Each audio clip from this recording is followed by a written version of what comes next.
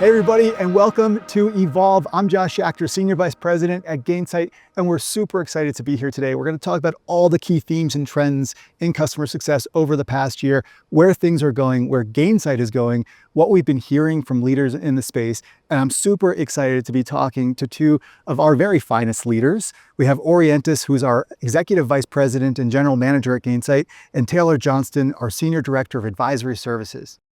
So let's start with Taylor. Taylor, first of all, introduce yourself and tell us about your role at Gainsight. Well, I'm so excited to be here. My role here is leading our advisory services team, but my background is as a customer success and revenue leader. So I've been a practitioner for a long time and excited to bring that lived experience here to Gainsight to start walking alongside our customers as we're going through a pretty transformative moment in the industry. So marrying what I've worked on and seen out there alongside the leadership that Gainsight brings to the space is where I'm focused. What are some of the transformations that we're going through that you're seeing right now and hearing from leaders? So first and foremost, the biggest theme that we hear from customers is, of course, the question around AI. When, how, where, and who should I be thinking about when it comes to implementing AI at our organization to really drive scale? Even the strongest leaders are thinking about how to do that effectively. The second biggest thing we hear is that's hard, working across learning and community and professional services and the CS organization. There's just a lot of inputs to the customer experience, and leaders are thinking about how to bring all those voices together to really drive value. And then the third, but certainly not least, is the change in revenue pressure for our customer success leaders. It's on one hand, the increased demands from senior leaders and boards to be able to articulate the value of customer success more effectively, and married that with more intensive revenue pressure for our CS leaders directly. And I'll give you an example. We led a poll recently where we asked CS leaders their responsibility to expansion, which historically has not directly lived within customer success. And those leaders noted that 100% responded that they have some responsibility to the expansion number, and almost 50% have a direct responsibility to the revenue line, whether that's pipeline generation or a direct dollar target to drive expansion. We're really now on the hook for revenue more so than we ever have been before. And so all of that together, you've got, how do you find this balance between risk mitigation and retention? We're all sort of used to figuring out expansion as well as doing that effectively and in a scalable way. I want to go back to one of the points that you made, and I want to replay this. Tell me if I got this right. So in a recent survey, 100% of leaders that you spoke to are at least indirectly tied to revenue growth. Is that correct? That's right. And then 50%, that is a direct metric that they're being assessed on. Mm-hmm. Ori, I want to get your take on some of the themes that are emerging that Taylor discussed with us. Before we do that, could you introduce yourself to everybody listening? Yeah, thanks a lot, Josh. It's great to be here. I'm, right now Executive Vice President and General Manager of the Customer Success and Staircase AI products at Gainsight. And prior to that, I founded a company called Staircase AI that was acquired a year ago. And like Taylor, I was a practitioner as well in the CS space. I led a CS organization, and out of that came the idea to create Staircase, and that's the story. This is intriguing. I think everybody else listening, everybody wants to be a founder. So what was the origin story of Staircase as the startup that is now a core platform of Gainsight? So I come from a product and, engineering background, and I stepped into the world of CS, and I said, I could quickly go to a system of record and understand what's happening with each one of my customers. This was, a previous company that I was at, and I found myself chasing information day or night, pulling some information from the CRM, some from, ticketing systems, a lot of meetings with 6 or 7 people in the room trying to see what is sales saying, what is CS saying, what is support saying. And I said, there must be a better way to do this. And this is kind of the same time, I think, Josh, when you started Update, AI, especially on the language side of things, was starting to, gain some momentum before GPT. I was going to say, we predated it though. Yes. We were before the gold rush. We did. But we already saw the ability to sift through vast amounts of text data, like emails, tickets, calls, and so on, and to piece it together, especially for managers, to have a real understanding of that C360, that 360 view of a customer. Yeah. So that was the origin of it. And from there, it developed onto a lot of things. Amazing. Thank you. Okay. So Taylor touched on this idea of leaders are now, there's an imperative for them to get closer to revenue, to have more of a direct and even indirect impact on that. Is that consistent with what you're seeing in the industry? Yeah, I think there's some macro shifts that are happening right now as a result of AI, right? So I think everyone is feeling right now a little bit of this stress, especially in SaaS, because there's a lot of competition, and to some degree, there's a lot of build it, in-house. And in order to compete with that, you really need to have to prove your value and really kind of be a sticky product in there, which is the essence of retention. So retention has always been important, but now more than ever, because of those shifts, you really need to have your team focus on that. So that, and it's a critical element for success. But what that means is that your team doesn't have their finite resource, doesn't have time now to do that busy work, right? Logging data, writing notes, summarizing calls, preparing even, or sending emails, things like that. So this is where products like Staircase that can sift through all these communication data, analyze it, summarize it, extract insights, and then help that take that busy work burden off the CS organization and let them be more strategic and more valuable to the customer. In addition, we're seeing a number of transitions, and one of them is around the use of AI specifically to kind of extract those early warning signals, right? So churn prediction, sentiment analysis across large amounts of data, and that translates into immediate value, right? So another thing is like, there's a lot less, I would say, patience today from a customer perspective to wait till a product delivers a value. So there's that, effort as well. And I would say, to kind of summarize it, about a year and a half ago, 2 years ago, and I'm sure, Josh, through Update, you also saw that a lot of folks were leery about using AI. Does it work? Does it not work? Today, there's a shift. I feel like everyone is trying to figure out, to Taylor's point, how to use AI. And if you're not at least experimenting with it right now, then you're falling behind. Yeah, I agree. I mean, well, years ago, you'd ask who out there is using AI, generative or whatever, and barely anybody would be raising their hands. I think there's obviously so much excitement, and now adoption of Gen AI has really kind of taken place. I'm out there, in the market now and asking the same question about Agentic. And when I ask that question, I actually assume that most folks are going to be raising their hands. And I'm shocked always that I'm still only getting about the 5 to 10% of people that are familiar with Agentic AI. And we talk about it internally. We're so excited. I mean, it is the future of SaaS, of Gainsight, of everything, right? Right. But I think that's really interesting, is that I think people are, it's kind of, Agentic now is where LLMs were and ChatGPT was about a year and a half or 2 years ago. And there's still a whole new movement to come. Absolutely. So Taylor, Ori hit on a lot of the virtues of AI and what we're doing as it relates to the human-led segment of customer success, really helping to eliminate the busy work, the grunt work, whatever trope you want to use, but really helping CSMs do what they came to CS to do, right? Getting most strategic and really rolling up the sleeves, but not having to focus on the admin stuff.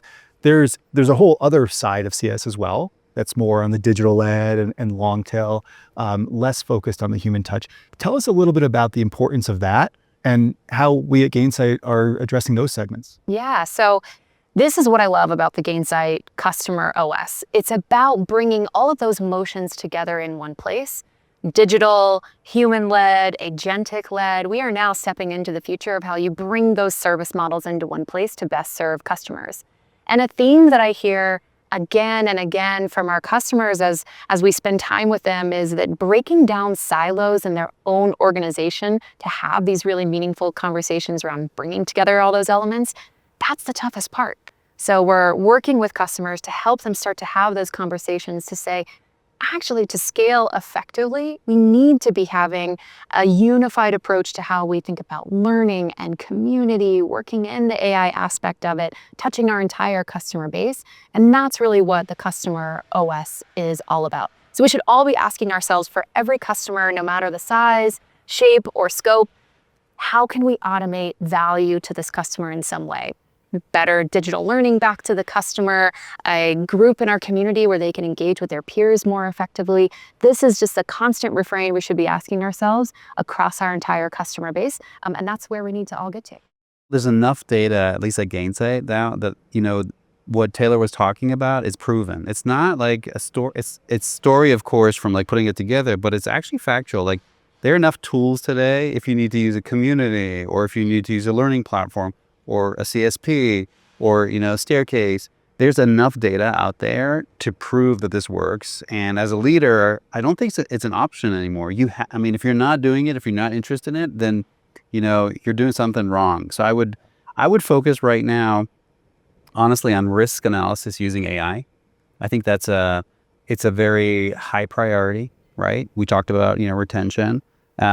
And if you're not using that to either get signals from, what's happening either through the product usage or through the communication with your customer, and you're not using that in some advanced kind of models to do some correlation or prediction, you're missing on the spot, So I would start there. Staircase recently launched its expansion analyst, and it's getting a lot of excitement and doing a lot of good damage out there in the space. So tell us about the expansion analyst. If you look traditionally, right, CS is focused on risk and opportunity. So with the risk we talked about, but we don't necessarily have to go back there. But opportunity is a really complicated space. You have to really understand the company, the products, the sales motion, the commercials. All that needs to be really well understood in order to then identify it. And what we've done is we've built basically a sequence of agents that are able to look at both historical data and present day data. So they'll look at like 9 to 12 months of historical data and see what expansion motions were successful and which were unsuccessful, and kind of extract from that those key elements, and then use that to search through existing current deals to kind of see if there's an opportunity in the current business model to double down and expand those accounts. So the way it works is like you have a database of these expansion signals, and then you have a really intelligent scout that's looking through everything. And then once it identifies it, it shares it with the sales team, the CS team, and so on. But it doesn't end there. It actually recommends a number of steps to take. So it's really like almost at the verge of actually performing the expansion, but stopping right before it hands it off to a human. Yeah. Almost at the verge of fully autonomous agentic. Exactly. We're getting there. We're not far away. Next year, we're going to be sitting here. We're going to be talking about how it goes end to end, closes the loop on that. Absolutely. Okay, so just to replay that, you're plowing through the mounds of data of historical conversations, through all the data points that Staircase is known to capture, the support tickets, the emails, the call recording transcripts, those sorts of things. You're seeing, which of their customers resulted in upsell and expansion opportunities, and then what were the different pieces of conversation that were leading indicators in hindsight of those expansions. Right. You're then using that to create a list of here's the different top themes and types of expansion signals.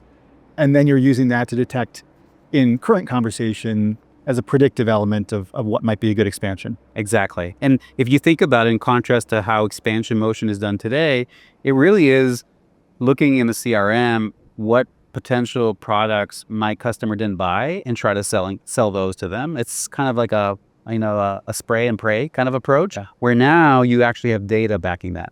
Okay, so expansion signals, risk signals.